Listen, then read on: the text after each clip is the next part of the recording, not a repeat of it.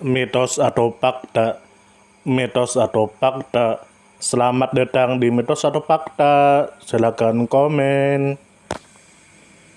Komen, komen, komen. Komen, komen, komen. Mitos atau fakta? Kali ini kita akan membawakan sebuah cerita, yang mana silahkan Anda semua tebak apakah itu hanya mitos atau fakta yang pernah terjadi. Tentu kita semua tahu bahwa mitos itu adalah cerita yang dipercaya sebagai hasil imajinasi dan kebenarannya tidak dapat dibuktikan.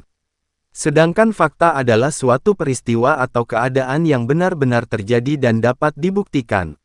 Fakta dapat diperoleh melalui pengamatan terhadap suatu objek atau peristiwa.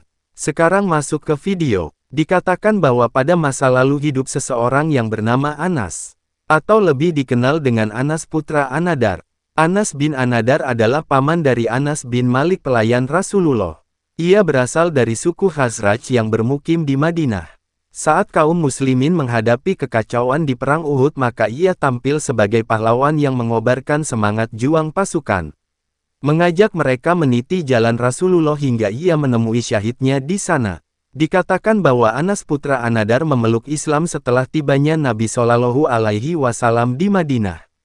Ia bukan sahabat Ansar yang turut dalam Baiat Aqobah. Meski demikian Nabi Shallallahu Alaihi Wasallam tetap memuji baiknya keislamannya. Dikatakan bahwa dari Anas bin Malik ia berkata yang artinya, "Pamanku Anas putra Anadar tak turut serta di perang Badar bersama Rasulullah Shallallahu Alaihi Wasallam. Ia bertakbir dan berkata, aku terluput dari pertempuran pertama yang dilakukan Rasulullah Shallallahu Alaihi Wasallam. Demi Allah, kalau Allah nanti mempertemukan aku dengan perang lainnya bersama Rasulullah, Allah akan melihat apa yang ku perbuat." Ia segan untuk berucap lebih dari itu. Benar saja, Anas putra Anadar ditakdirkan Allah menemui peperangan Rasulullah berikutnya. Ia turut serta di perang Uhud. Ia bertemu Sa'ad bin Mu'az. Lalu Sa'ad bin Mu'az menyapanya, "Abu Amr, mau kemana?" Anas menjawab, "Aku cium aroma surga dari balik Uhud." Ia maju berperang hingga terbunuh. Usai peperangan ditemukan di jasadnya ada 80 sekian luka, karena sabetan pedang, hujaman tombak, dan tertembus anak panah. Kata Anas, bibiku Arubayi binti Anadar berkata, "Tak ku kenali saudaraku ini kecuali dari ruas-ruas jemarinya." Diriwayatkan oleh Imam Bukhari dari Anas bin Malik radhiyallahu anhu ia berkata yang artinya, "Kami berpendapat bahwa ayat ini turun berkaitan dengan Anas putra Anadar. Di antara orang-orang mukmin itu ada orang-orang yang menepati apa yang telah mereka janjikan kepada Allah. Maka di antara mereka ada yang gugur.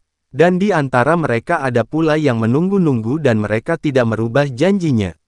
Lalu diriwayatkan juga oleh Imam Bukhari dari Anas bin Malik radhiyallahu anhu bahwa Arubayi binti Anadar mematahkan satu gigi seri seorang budak perempuan.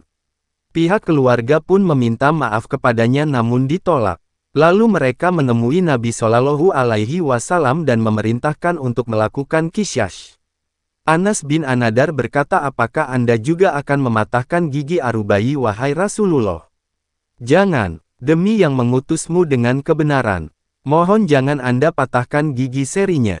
Nabi Shallallahu Alaihi Wasallam menanggapi, "Hai Anas, kita bulah menetapkan qisas."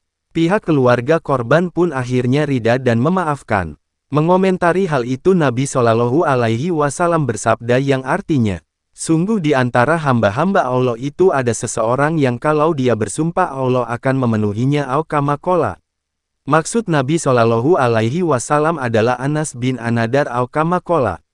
Dia bersumpah atas nama Allah lalu Allah mewujudkan keinginannya. Tentu ini karena keutamaannya, kualitas ibadah hatinya, sehingga Allah mengabulkan apa yang ia ucapkan. Di tengah kecamuk perang Uhud, pasukan kaum muslimin ditimpa kegamangan berat. Karena ada isu Rasulullah Shallallahu telah terbunuh. Tentu ini sangat berat. Sementara Anas terus berperang, ia melihat Umar bersama beberapa orang. Ia berkata, "Hei, mengapa kalian duduk-duduk?" Mereka berkata, "Rasulullah telah wafat." Anas kembali berkata, "Lalu apa yang akan kalian lakukan sepeninggal beliau?